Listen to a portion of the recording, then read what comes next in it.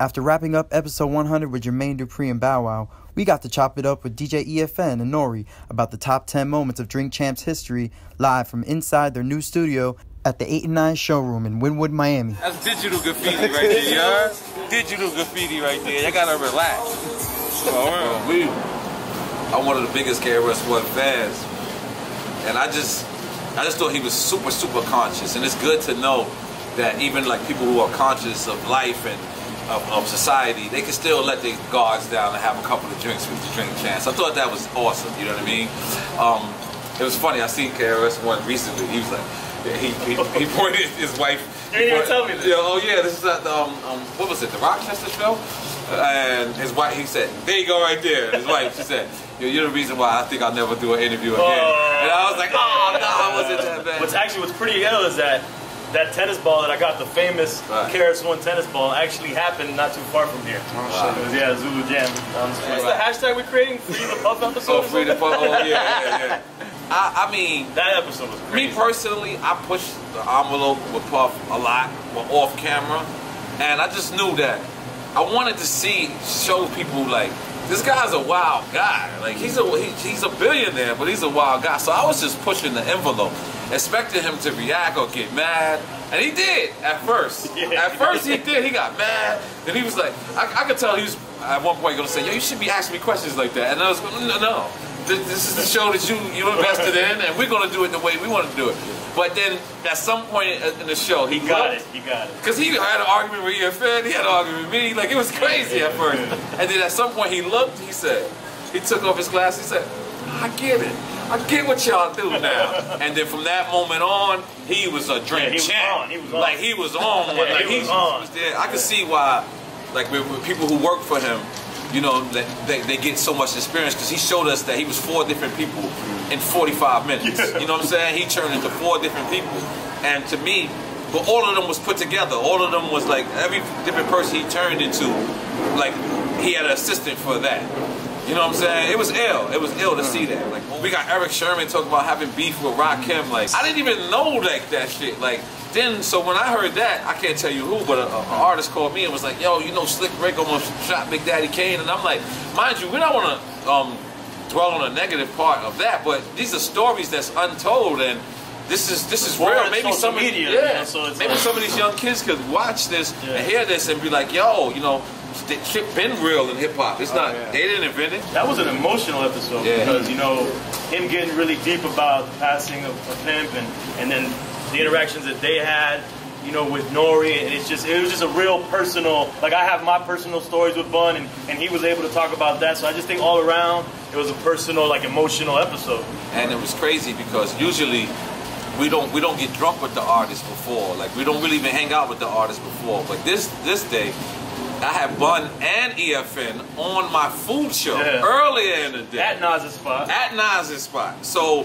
that's why that's why it was like easy for Bun to kind of be emotional, because we were really fucked up. And I think it's important that fans and of the music and people who follow artists like Bun B, that they see a grown man, you know, putting his feelings on his shoulder. I'm not gonna lie to you, I don't know if we ever said that. I think Trina was our biggest premiere on Revolt. Yeah, period. For Revolt, it was the biggest. Trina, I didn't even know that. Like, and you know what that comes play with when the artists get the show. Like, I could tell Trina and our peoples got the content of our show and wanted to promote. So when the artists want to promote with us, it's excellent. But me as an artist, I don't never ask an artist to post shit. You know what I'm saying? Like, I might send you a clip or two, but if you post it, I love you for it. If you don't post it, my love does not change. Because I noticed I used to do that, like when I used to go to other people's shows and they would ask me, yo, can you do this and post that? It would turn me off. It'd be like, yo, but dude, isn't what I did enough? So I don't ask artists for that. But now Trina was the first artist, her team at least, was like, yo, send us everything. And we did, and they posted everything, and it worked for us. Trina, Luke was key, you know, to have on the show. For me, having these Miami artists is important for me, being, you know, the Miami guy, Drink Champs, you know, and just telling the history of Miami's whole industry and hip hop scene, and there's a lot more stuff that, you know, hopefully we'll get out in the future episodes. But that was dope because, like, L's my idol. Like, for me, to interview people that I idolize, and for them to still be getting money, that shit is like, it's like an ultimate. It's inspiring. Yeah, I love it. Because he was still getting money, and I didn't. And the crazy shit is, every artist, I asked them what they drink before. He's probably the only artist I didn't ask what he drink, because LL was drinking champagne for me. Regardless, I was like, I don't care. I don't care what he's gonna say. In my mind, growing up on him, you gotta drink champagne. So that's an honor for us, to, you know, that he took the time out for us. Jadakiss, mad things. Jadakiss been on like 3 or 4, maybe 5 times. Jadakiss, yeah, he's like a drink champ. I think we gotta get him a chain at some point. The fans online on Twitter, we came up with a term called edutainment. Right, edutainment. Yeah, I think KRS used to use that, edutainment. Yep. But yeah, because it's education, entertainment. Like you getting entertained, and we're sacrificing for you guys. We're really drinking. It's not one episode that we're not really drinking. You know what I'm saying? So and it's like Tribe is a different type of group. You know what I mean? Even when Phife was alive, they didn't do major things together. Like you would see them only certain time, all of them. You know, so. For us to get most of them, because I don't think Ali Shaheed showed up. No, I don't think Ali Shaheed was in LA that day. Well, other than that, we had everybody else, and extra. We had Busta. We had Busta Consequence come through, like so.